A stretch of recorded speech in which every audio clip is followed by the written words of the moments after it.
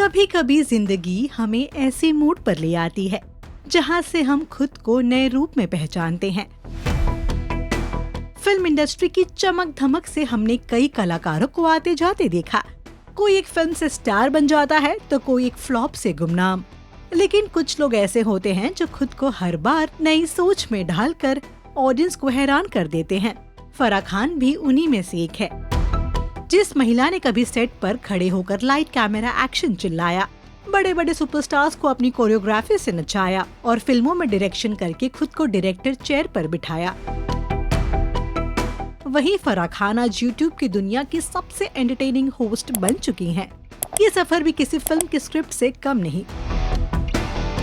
सोचिए, फराह खान जो कभी फिल्मी दुनिया के रूल सेट करती थी, आज कैमरा उठाकर सेलिब्रिटीज के घर जा रही हैं और उनसे खाना पकवा रही हैं। किसी को पनीर बनाना है तो किसी को बिरयानी। और फराह की कॉमेडी भी लोगों को काफी पसंद आ रही है। फराह ने न सिर्फ अपना चार्म बरकरार रखा बल्कि अपने कुक दिलीप को भी एक नई पहचान दी। अब तो लोग फराह को कम, दिलीप से रेसिपीज ज्यादा पूछने लगे हैं। लेकिन इस सारी पॉपुलैरिटी और नए जर्नी के बीच एक सवाल हर किसी के मन में उठता है। फराह तो दिख रही हैं, दिलीप भी दिख रहे हैं, उनके घर के हाउस हेल्प्स भी दिख रही हैं, सेलिब्रिटीज भी हैं, लेकिन उनके पति शिरीष कुंदर कहाँ है? क्यों वो कभी इन वीडियोस का हिस्सा नहीं बनते? क्यों वो फराह खान के साथ कहीं स्पॉट नहीं होते? फराह और शिरीष की मुलाकात साल 2004 में फिल्म मैं हूं ना के सेट पर हुई। शाहरुख खान, सुष्मिता सेन, अमृता राव और जैद खान की मौजूदगी के बीच फराह की नजर पड़ी उस एडिटर पे जो चुपचाप अपना काम कर रहा था, और वो थे शिरीष कुंदर। और यही से शुरू हुई थी एक कहानी जो 9 दिसंबर 2004 को शादी में बदल गई।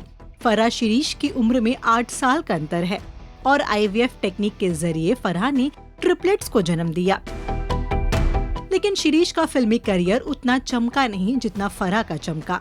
2006 में उन्होंने अपनी फिल्म जाने मन बनाई, जिसमें सलमान, अक्षय और प्रीति जैसे सितारे थे। फिल्म फ्लॉप हुई और शिरीष के डायरेक्टर बनने के सपने को लगा 440 वोल्ट का झटका।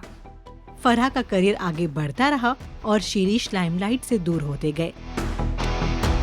फराह ने एक पॉडकास्ट में खुलासा किया कि शादी की शुरुआत में उन्हें लगता था कि शिरीष गे है और वो उनसे नफरत करने लगी थी।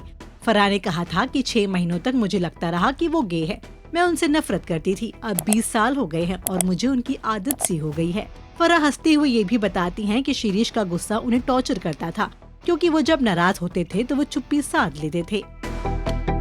और फिर वो मशहूर घटना हुई साल 2012 में, जब संजय दत्त की पार्टी में शाहरुख खान और शिरीष कुंदर के बीच झगड़ा हो गया। खबरें तो ये तक आई थी कि शाहरुख ने शिरीष पर हाथ उठा दिया था।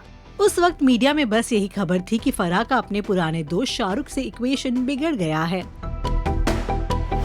अब फराह खान यूट्यूब पर छाई हैं। दिलीप को वो स्टार बना चुकी हैं और ऑडियंस को नॉनस्टॉप एंटरटेनमेंट दे रही हैं। वहीं शिरीष ने लाइमलाइट से किनारा कर लिया है और वो अपने बच्चों के साथ एक प्राइवेट लाइफ जीना पसंद करते हैं। शायद यही वजह है कि ऑडियंस उन्हें फराह के साथ देख नहीं पा रही है। फराह और शिरीष की कहानी एकदम फिल्मी लगती है।